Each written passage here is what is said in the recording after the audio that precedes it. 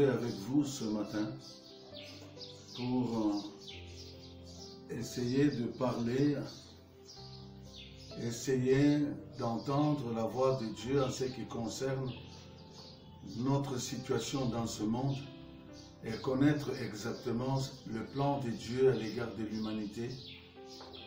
Nous n'allons pas essayer d'étaler tout, mais nous allons partir mollo pour que nous puissions comprendre ce qui nous concerne par ces temps, les temps par lesquels nous passons, nous vivons. Et hier, dans mon premier numéro, dans mon numéro antérieur, j'ai voulu vous faire comprendre que Dieu a voulu donner un plan à lui, à toute la création. Bien sûr que ce plan n'a pas été accepté. Pour ceux qui ont l'habitude de lire la Bible, ils savent que non seulement pour les hommes, mais aussi pour les anges. Les anges n'ont pas été obéissants. Les hommes non plus ne sont pas obéissants. Alors, c'est ce que nous appelons dans un terme théologique le péché. Et que ça signifie au fait? Ça signifie que l'homme ne veut pas reconnaître la supériorité de Dieu, le droit de Dieu sur sa création et sur sa créature, d'une manière générale. Hier, nous avons évoqué le problème de Tour de Babel. Nous n'allons pas prêcher là-dessus, mais je voudrais seulement vous rappeler que le problème de Babel qui se trouve dans le pays du Moyen-Orient, c'est une confusion. Nous rappelle la confusion que l'homme a voulu émettre dans le plan de Dieu, dans l'histoire de Dieu avec les hommes. C'est que l'homme voulait diriger le monde et qu'il voulait mettre Dieu sur le siège de l'élève. Donc c'était la confusion générale. Et Dieu ne pouvait pas le vouloir. Il n'a pas voulu. Mais il y a une chose merveilleuse que je note et que j'ai notée dans la parole de Dieu. La qualité la meilleure qu'aucun être angélique ou humain ne peut avoir, c'est l'humilité de Dieu. Parce que j'ai déjà entendu beaucoup de gens parler de Dieu. Ils parlent de Dieu, il est tout puissant, c'est vrai. Il est omnipotent, c'est vrai. Il est omniprésent, c'est vrai.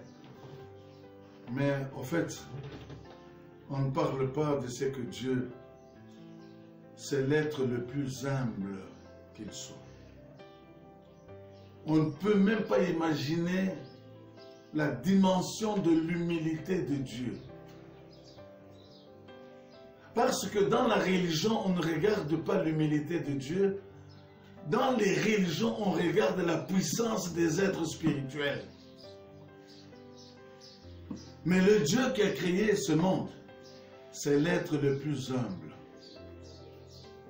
Vous allez me dire, mais pasteur, pourquoi vous dites cela? Vous savez, je vais vous renvoyer au texte de Jean. Quand je lis l'histoire de Jésus devant l'institution des hommes, devant Pilate, devant Caïphe, devant tous ces gens qui avaient une petite autorité des hommes, et ce qu'ils ont fait avec Dieu, c'est inimaginable. Vous savez, je l'ai dit hier, Jésus-Christ devant cette petite assemblée de Dieu, des hommes prétentieux qui croyaient pouvoir juger Dieu, des hommes prétentieux qui croient pouvoir prendre la place de Dieu et s'asseoir sur le siège de Dieu de la création et de mettre Dieu en jugement, c'est incroyable. Mais cela a été fait. A été fait. Et quand cela a été fait, c'est pourquoi j'aimerais vous rappeler un peu, en prenant la parole de Dieu, Jean chapitre 18. Je voudrais que nous puissions lire ensemble. au verset 12, la cohorte, le tribun et les huissiers des Juifs se saisirent alors de Jésus et le lièrent. J'en avais parlé hier. Je ne sais pas comment est-ce que vous concevez ça. Que c'est Dieu qui est omnipotent. Parce que Dieu, c'est vrai, il est omnipotent. Omnipotent, ça signifie quoi? Il a toute la puissance. Toute la puissance. Et la puissance de Dieu, elle est incommensurable. La puissance de Dieu. Mais je vous ai dit, c'est Dieu qui a une puissance incommensurable. Il a une humilité incommensurable. Illimitée. Mais devant cette institution des hommes, les hommes l'ont lié. C'était un simple prisonnier à qui on pouvait jeter de la salive sur le visage et à qui on a donné une gifle parce que Dieu a donné une réponse. Une réponse où Jésus est en train de dire dans ce texte, et si nous avons le temps, nous l'avons lu hier, nous pouvons le lire encore, mais vous pouvez lire là où vous êtes. Vous allez lire, Jésus dit au verset 20, « J'ai parlé ouvertement au monde. J'ai toujours enseigné dans la synagogue, dans les maisons de prière des Juifs, et dans le temple, où tous les Juifs s'assemblent, et je n'ai rien dit en secret. » Jésus-Christ n'est pas un occultiste. Jésus-Christ, même quand il enseigne des choses valeureuses, d'une grande dimension, quand vous êtes à 2 ou à 3 ou à 4, c'est toujours des choses vraies qui peuvent être affrontées d'une manière publique. Il n'a rien dit de secret contre les Juifs et contre certaines valeurs. Il a toujours enseigné. Quand il n'était pas d'accord, il le disait. Quand il était d'accord, il le proclamait. Alors il leur pose la question. J'ai parlé ouvertement au monde. J'ai toujours enseigné dans la synagogue et dans le temple, où tous les Juifs s'assemblent. Et je n'ai rien dit en secret.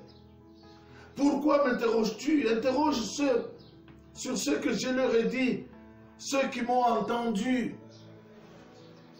Voici cela. Il indique même, il reconnaît les gens qui étaient dans ce tribunal fabriqué pour des circonstances honteuses. Demandez à cela, je les reconnais. Ils étaient là, ils ont entendu ce que j'ai dit. Et qu'est-ce que j'ai dit que vous avez trouvé de mauvais pour lequel vous me mettez en jugement maintenant? À ces mots, un des huissiers qui se trouvait là donna un soufflet, une gifle retentissante, un soufflet à Jésus en disant, est-ce ainsi que tu réponds au souverain sacrificateur? Mes chers amis, vous comprenez le ridicule de la scène. Le ridicule de la scène. Un petit policier, un petit soldat, un petit huissier. Il gifle le créateur des cieux et de la terre, lui disant, mais tu sais devant qui tu es. Mais reprenons l'image et les conditions. C'était l'homme, une créature qui venait de nulle part, que Dieu a créé par lui-même, qui souffle le créateur. Et c'est ça le drame de l'homme avec Dieu. L'homme a une certaine outrecuidance, une certaine audace devant Dieu, comme il l'a eu en construisant la tour de Babel, pour essayer de demander à Dieu de lui céder la place que lui puisse diriger le monde. L'homme a toujours été d'une audace inimaginable. Et non pas il a été, il est, et il est toujours. C'est pourquoi Jésus est venu, parce que c'est un litige terrible, un conflit terrible, d'une profondeur inouïe, et que cela ne pouvait demander que la sémence de la mort pour que cette mort puisse produire la vie. Parce que c'est uniquement quand on met ça dans la terre et qu'on sème la vie, que la vie peut produire la vie. et que Dieu a sémé la mort pour que par la mort, il puisse produire la vie. Il n'y a personne d'autre, il n'y a aucun pasteur, il n'y a aucun pape, il n'y a aucun président, il n'y a personne dans ce monde qui pouvait remettre la vie, la réconciliation entre Dieu et l'homme. Personne, par des prières, par des jeûnes, par tant d'autres choses, ne peut réconcilier Dieu avec l'homme. Le péché était tellement et est tellement grave que c'est uniquement Dieu qui est le créateur des cieux et de la terre qui a dû accepter cette mort ignominieuse d'une manière honteuse à la croix de Golgotha. Jésus a été dévêtu. On l'a crucifié nu à la croix de Golgotha. Ce n'est pas comme les religions montrent Jésus sur la croix, sur le crucifix. Il a un petit linge qui cache sa nudité. Les Romains, quand ils pouvaient tuer ou bien ils voulaient punir un homme, ils punissaient les malfaiteurs. Ce n'est pas en mettant un petit linge pour essayer de pouvoir peut-être ne pas trop humilier. Non. Ils tuaient, ils assassinaient, ils crucifiaient dans la plus grande rigueur. Vous savez, souvent quand nous prêchons sur les soldats romains, et surtout quand nous prêchons sur l'Empire romain, il y a beaucoup de gens, en fait, c'est tout simplement une littérature. Mais il y a, chaque fois que j'ai une occasion de prêcher sur l'Empire romain, il y a des bribes d'histoire qui me reviennent pour que toi et moi nous puissions comprendre quel était l'état de cœur, l'état du Romain. Le Romain, quand il partait en guerre, je voudrais vous dire cela pour que vous puissiez me comprendre le contexte. Quand ils étaient en guerre, ils allaient contre un ennemi. Ils brûlaient d'abord le bateau dans lequel tous les soldats étaient. Quand ils abordaient maintenant l'ennemi, ils rentraient, ils passaient à l'abordage, ou bien ils pouvaient maintenant poursuivre l'ennemi sur le terrain. Ils brûlaient leur navire pour ne pas permettre aux soldats qui pouvaient s'échapper de cette guerre. Si elle était catastrophique, eh bien c'est tout le monde qui devait mourir. Donc, quand ils entraient en guerre, ils effaçaient toute possibilité de retrait. C'est ça le soldat romain, avec un cœur cruel, méchant, à outrance. Et ce sont ces gens-là qui ont crucifié le Seigneur Jésus. Ils ne pouvaient pas prendre un petit linge et mettre, n'est-ce pas, sur le corps de Jésus pour empêcher je ne sais quel honneur de Jésus-Christ. Bien-aimés en Christ, c'est pourquoi je vous ai dit dans mon introduction avec vous que c'est Dieu, c'est le Dieu le plus humble, l'être le plus humble qu'il soit dans l'univers tout entier. Comment lui, le patron de l'univers, comment lui, le créateur des cieux et de la terre, lui qui voit la fourmi noire sur une pierre noire, dans une nuit noire, lui qui est omnipotent, omniscient, omniprésent, peut se laisser, n'est-ce pas, dénuder par des créatures aussi viles qu'un soldat romain.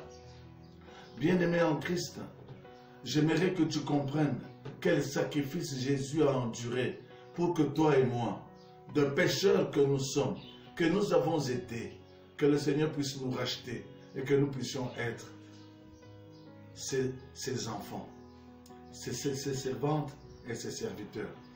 Bien-aimés en Christ, c'est important que nous puissions comprendre ces faits.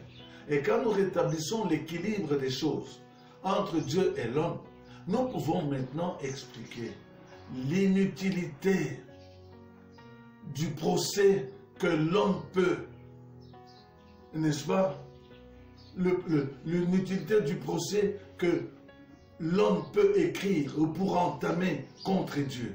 C'est inutile, c'est une vantardise. L'homme ne peut pas accuser Dieu. L'homme ne peut pas dire parce qu'il y a tel problème, c'est Dieu qui en est l'auteur. L'homme ne peut pas dire parce qu'il y a eu tel malheur en société, c'est Dieu qui a voulu que ça fasse cela. Si Dieu aime que quelque chose vienne, En définitive, il permet, mais il cherche à ce que l'homme puisse se réconcilier, puisse se repentir et se réconcilier avec lui pour que Dieu lui donne un avenir meilleur, pour que Dieu lui donne le bonheur, parce que Dieu n'a pas créé l'homme pour la souffrance, Dieu a créé l'homme pour le bonheur. C'est l'homme qui a cherché la souffrance dans la désobéissance, en n'obéissant pas à la parole de Dieu. C'est ça l'unicité de la vérité de Dieu, mes frères. Il n'y a pas une autre vérité. Une autre vérité, c'est ce que la Bible appelle mensonge.